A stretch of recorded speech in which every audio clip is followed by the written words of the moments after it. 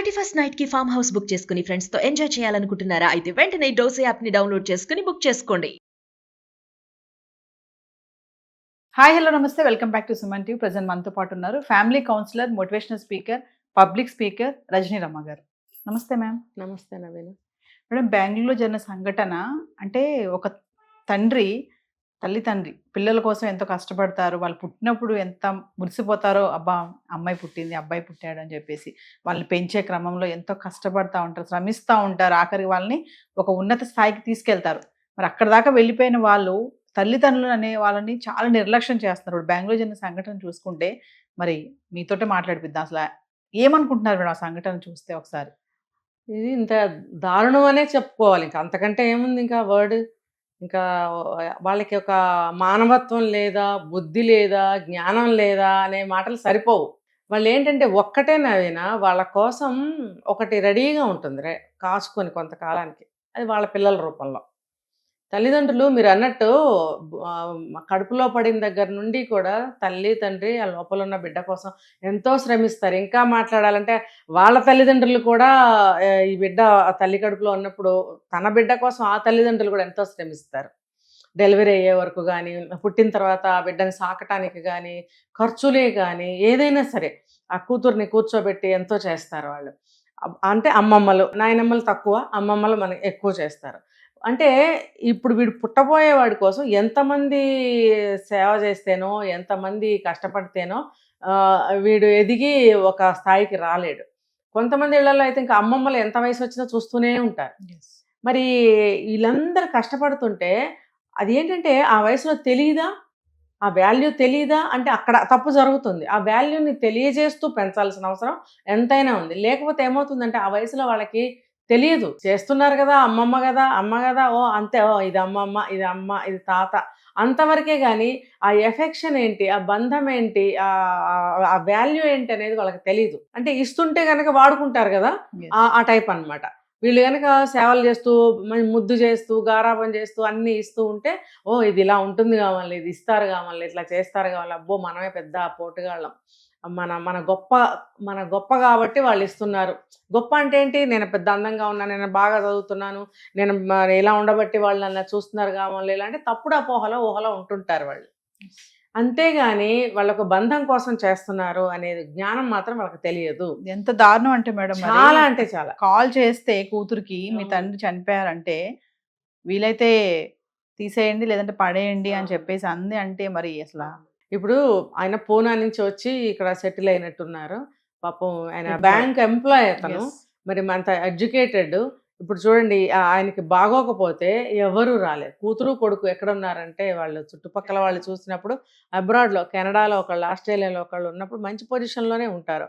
ఉన్నప్పుడు తండ్రిని వదిలేయాల్సిన అవసరం ఏముంది? పోనీ మీకు అక్కడికి తీసుకెళ్ళడానికి ఇబ్బందిగా ఉంటే ఇక్కడ మంచి మంచి ఓల్డేజ్ హోమ్స్ ఉన్నాయి, ఒక మంచి దాంట్లో పెట్టి మీరు మనీ పే చేయలేరా? లేదు, వీళ్ళకే అక్కడికి రావాలని లేదు అన్నప్పుడు కూడా వీళ్ళకి ఒక మంచి ఓల్డేజ్ హోమ్లో పెట్టి వీళ్ళకి ఫెసిలిటేషన్ చేసి డబ్బు కట్టాలి.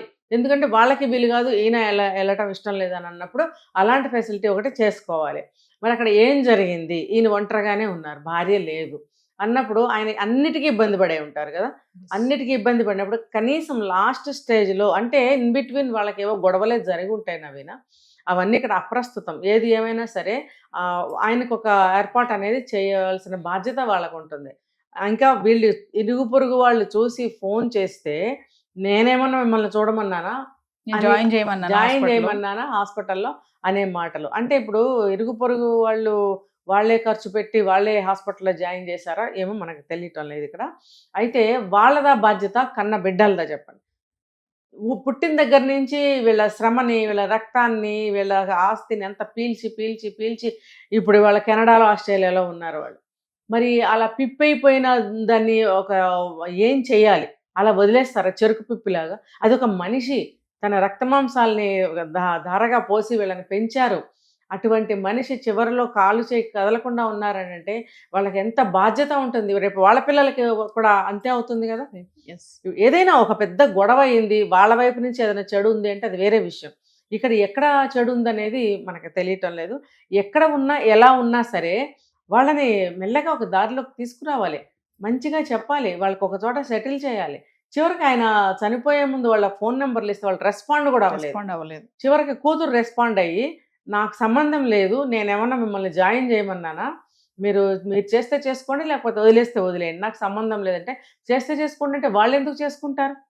అంటే చేసుకోకపోతే అక్కడంతా న్యూసెన్స్ అవుతుంది, స్మెల్ వస్తుంది కాబట్టి మీది అవసరం మాకు కాదు అని అదనమాట దాని అర్థం. మీరు చేస్తే చేసుకోండి, లేకపోతే లేదు. అంటే తనకు కూడా ఉంటే ఒక 40 సంవత్సరాలు 50 సంవత్సరాలు అంటే అది మనిషి కాదా? ఆ కొడుకుగాడు ఎక్కడ ఉన్నాడో మనకు తెలియదు, ఆ అడ్రస్సే లేడు. మరి ఈ కూతురు పలికినప్పుడు ఇలాగైనా మాట్లాడేది, తనకి సంతానం ఉండే ఉంటారు, రేపొద్దున తనకి కూడా రెడీగా ఉంటుంది ఇదే సిచ్యువేషన్. ఇప్పుడు పిల్లలకి తెలియకుండా ఉంటుందా? ఇండియాలో తాత ఉన్నారు, లేకపోతే అమ్మమ్మ ఉంది అనేది వాళ్ళకి తెలుసు కదా. అమ్మమ్మ ఎప్పుడు చనిపోయిందో అది కూడా తెలిసే ఉంటుంది. ఇప్పుడు తాత ఒక్కళ్ళే ఉన్నారు, ఏంటమ్మా తాత పరిస్థితి అని వాళ్ళు అడగకుండా ఉంటారా? వాళ్ళకి ఏమేమి నువ్వు మభ్యపెట్టి చెప్తున్నావు, ఏమేమి అబద్ధాలు చెప్తున్నావు వాళ్ళకి రోజు నువ్వు, అవన్నీ వాళ్ళకి గుర్తుపెట్టుకోరా? ఒకసారి 2 సార్లు 3 సార్లు, లేదా ఒక సంవత్సరం, ఒక 2 ఏళ్ళు 5 ఏళ్ళు ఊహ వస్తున్న కొద్దీ వాళ్ళు పెద్దవాళ్ళు అవుతున్న కొద్దీ నిజానిజాలు వాళ్ళకి అర్థం కావా? అమ్మ అవాయిడ్ చేస్తుంది మాకు చెప్పడం అని చెప్పి వాళ్ళకి అర్థం కాదా?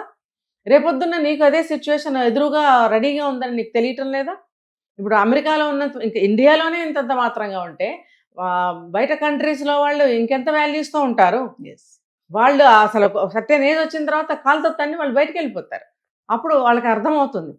అంటే ఏంటి, వాళ్ళకి తెలిసి చేస్తున్నారా, తెలియకుండా చేస్తున్నారా? అంటే కొంతమంది ఇలా ఆలోచిస్తారు నవీన, ఫారిన్ కంట్రీస్లో ఇవన్నీ ఉన్నాయా? కరెక్టే, ఫారిన్ కంట్రీస్లో లేవు, ఇండియాలో ఉన్నాయి. ఇండియాలో ఉన్నప్పుడు మరి నువ్వు ఇండియాలో సరిగ్గా అన్ని నిర్వర్తించాలి కదా. ఫారిన్లో ఉన్నానని చెప్పి నువ్వు ఇండియన్ని కాకుండా పోలేదు కదా. నువ్వు ఒక భారతదేశంలో పుట్టి పెరిగినందుకు తల్లిదండ్రులు ఒక కుటుంబం, ఒక బాండ్ అనేది ఇక్కడ ఉంటుంది, కుటుంబ వ్యవస్థ అనేది ఇక్కడ ఉంది. ఉన్నప్పుడు నువ్వు ఫారిన్ వెళ్ళి అక్కడ లేదని అనుకుంటే అది కుదరదు. అలాంటి వాళ్ళు కనుక ఇండియా వస్తే ఇక్కడ ఉన్న వాళ్ళందరూ గుమిగూడి బాధ వదిలిపెట్టాలి. మామూలుగా ఇలాంటి సన్నివేశాలు మనం మూవీస్ లో చూస్తూ ఉంటాం కదా మేడం. రియల్ లైఫ్ లో ఇదే కాదు, గతంలో కూడా చాలా జరిగాయి ఇలా. అంటే మనం అప్పుడప్పుడు రీల్స్ చూస్తున్నప్పుడు కొన్ని చూస్తూ ఉంటాం. మీరు ఇందాక స్టూడియోకి వచ్చినప్పుడు నాకు రీల్ చూపించారు, ఒక కొడుకు తల్లిని కింద పడేసి ఎలా కొడుతున్నాడు. చాలా చూసాం మనం ఇలాంటి. అంటే రేపు అదే స్థితి వాళ్ళకు కూడా వస్తుంది కదా. వాళ్ళకు కూడా పిల్లలు చూడండి, వాడికి ఎదురుగుండా వాడి కొడుకు నిలబడి చూస్తున్నాడు. వీడు భూమి తవ్వి మట్టి తవ్వి తల్లిని పడేసి తల్లి మీద మట్టేస్తున్నాడు. వేయటమే కాకుండా అది ఎప్పటికి తవ్వాను, ఎప్పటికి ఆమెని పూడ్చాను, వాడు సహించలేకపోతున్నాడు. ఆ టెన్షన్ అంటే అంతసేపు వాడు ఓర్చుకోలేకపోతున్నాడు, బాగా కొట్టేస్తున్నాడు ఈ లోపల చచ్చిపోవాలని. ఇదంతా వీడి కొడుకు అక్కడ నిలబడి చూస్తున్నాడు. చూస్తున్నప్పుడు నీకు రేపు అదే గతి పడుతుంది కదా. ఏదైనా ఒక ప్రాబ్లం ఉంది అన్నప్పుడు అది వేరే విషయం. ఇక్కడ ఏం ప్రాబ్లమ్స్ ఉంటాయండి ఇలాంటి వాళ్ళకి? ఒక ముద్దే కదా అంత ముసలాళ్ళకి కావాల్సిందే, అది కూడా అడ్డమైపోయిందా? అంటే టైంకి కాకపోయినా ఎప్పుడొకప్పుడు ఒక ముద్ద వేయాల్సి వస్తుంది. నేను ఆ టైంకి ఎటో ఊరేగాలనుకున్నాను, ఈ ముసలిదానికి ఒక ముద్ద వేయాలి, అది ఆ పెళ్ళాం బాధ. ఆ పెళ్ళాం బాధ చూడలేక వీడు తల్లిని కొడతాడు. మనం ఎన్నో వీడియోలు చూస్తున్నాం మేడం, రీల్స్ చూస్తున్నాం. అంటే తల్లిదండ్రులు నిర్లక్ష్యం చేయడం, రోడ్ల మీద వదిలేయడము, ఇలా పట్టించుకోకపోవడం, కనీసం ఇన్ఫర్మేషన్ ఇస్తే కూడా తగలబెట్టండి లేదంటే పడేయండి అని ఆ కూతురు చెప్పింది. అంటే వ్యవస్థ ఎలా తయారవుతుంది, ఏం చూసి నేర్చుకుంటున్నారు, ఎలా తయారంటే ఫైనల్గా ఏం చెప్తారు మేడం? దీనికి అంతటికీ కారణం ఏంటంటే చాలా మంది అబ్రాడ్కి వెళ్ళిపోవడం ఒక కారణం. అక్కడ ఫారిన్ కంట్రీస్లో ఇవన్నీ ఉండవు అని చెప్పి అక్కడ వాటికి అలవాటు పడి, అంటే అక్కడ స్వేచ్ఛకు అలవాటు పడిపోయి, చూడండి ఈ కుర్చీ ఇక్కడే ఉండాలి, మనం ఇక్కడే కూర్చోవాలి అనంటే ఎలా ఉంటుంది, అబ్బా హాయిగా ఎక్కడ పడితే అక్కడ కూర్చోవచ్చు అనే భావన ఎలా ఉంటుంది. ఇదే తేడా మన ఇండియాకి అక్కడికి తేడా. అలాంటప్పుడు మాకు విచ్చలవిడితనం కావాలి, మాకు ఒక స్వేచ్ఛ కావాలి అనుకునే వాళ్ళు ఇలా ప్రవర్తిస్తున్నారు. ఈ సంఖ్య ఎక్కువైపోయింది. వాళ్ళు ఇండియా వచ్చి కూడా ఇక్కడ వాళ్ళని చెడగొడుతున్నారు. ఇంకా మనకి ఫారిన్ కల్చరు ఏదైనా సరే ఆ సంస్కృతి మన ఇండియాలోకి బాగా తీసుకొచ్చేసింది కూడా మన వాళ్ళే. అక్కడికి వెళ్ళి అది పట్టుకొచ్చారనమాట. పట్టుకొచ్చినప్పుడు ఇక్కడ వాళ్ళు కూడా ఎలా ఉంటుందంటే ఫ్రీగా ఉండటం ఎవరికైనా ఇష్టమే కదా. తొందరగా వీళ్ళు కూడా యాక్సెప్ట్ చేసేస్తున్నారు అటువంటి విషయాలకి. దానివల్ల ఇక్కడ ఉన్న వాళ్ళు పడుతున్నారు, అక్కడ వాళ్ళు సరే అంటే అందరినీ నేను అనట్లేదు. కొంతమంది అక్కడ ఉండి కూడా తల్లిదండ్రులు చూసుకునే వాళ్ళు ఉన్నారు, సంవత్సరానికి ఒకసారి వచ్చి చూసి వెళ్ళే వాళ్ళు ఉన్నారు, వీళ్ళని తీసుకెళ్లే వాళ్ళు కూడా ఉన్నారు. కొంతమంది తల్లిదండ్రులు దగ్గరే పెట్టుకున్న వాళ్ళు కూడా ఫారిన్లో ఉన్నారు. కొంతమంది దరిద్రులు ఉంటారు కదా, వాళ్ళని నీచులు అనాలి, దుర్మార్గులు అనాలి. అలాంటి వాళ్ళు చేస్తున్న చేష్టలు ఇవి. మరి అలాంటప్పుడు ఈ కొంత శాతం మంది బాధలు పడుతూనే ఉన్నారు కదా. ఏది ఏమైనా మేడం, రేపు ఇదే స్థితి మాకు కూడా వస్తుంది, మాకు కూడా పిల్లలు ఉన్నారు, మా పరిస్థితి కూడా ఇదే అనేది వాళ్ళు గుర్తుపెట్టుకోలేకపోతున్నారు అంతే. అసలు ఊహకి రాదు వాళ్ళకి. ఇప్పుడు నేను నా మొగుడు నా పిల్లలు ఒక మంచి కుటుంబం, మేము సంపాదించుకుంటున్నాం, మా పిల్లలు చక్కగా ముద్దుగా పెరుగుతున్నారు, మేము అందంగా ఆనందంగా ఎప్పుడు పడితే అప్పుడు తిరగటానికి, ఎప్పుడు పడితే అప్పుడు దొరలటానికి మాకు వీలు కావట్లేదు ఇంట్లో ఈ ముసలి పీనుగుల వల్ల ఒక్కటే ఆలోచిస్తున్నారు తప్ప వాళ్ళకి కావాల్సిన ఫెసిలిటీ చెయ్యి, వాళ్ళకి రిక్వైర్మెంట్స్ ఏమున్నాయో అవి ఇవ్వు, తర్వాత నువ్వు కూడా నీ లైఫ్లో నువ్వు ఉండవలసిన విధంగా నువ్వు ఉండు, ఎవరు కాదంటారు. అయితే ఇక్కడ మన ఇండియాలో కుటుంబ వ్యవస్థలో కొన్ని ఫాల్ట్స్ కూడా ఉన్నాయి నవీన గారు. కోడలు అనేదాన్ని ఒకటే రుద్దటం. ఈ మొగుడు అనేవాడు బాగా ఎక్కువ. మొగుడుతో పాటు అత్తమామలు ఉంటే అత్తమామలు, ఒకళ్ళు ఉంటే ఒకళ్ళు. వీళ్ళు ఏం చేస్తారంటే అందరూ ఒకటైపోయి ఈ అమ్మాయిని బయటదానిగా చూడటం వల్ల కూడా ఇది ఒక ప్రాబ్లం వస్తుంది. దానివల్ల ఏం చేస్తుందంటే తన పిల్లల్ని దూరం పెడుతుంది అనమాట. ఇవన్నీ నేర్చుకుని రేపొద్దున్న మళ్ళీ ఎక్కడ ఇంప్లిమెంట్ చేస్తాడో నా మీద అనే భయంతో తను అలా పెంచడం అనేది కూడా జరుగుతుంది.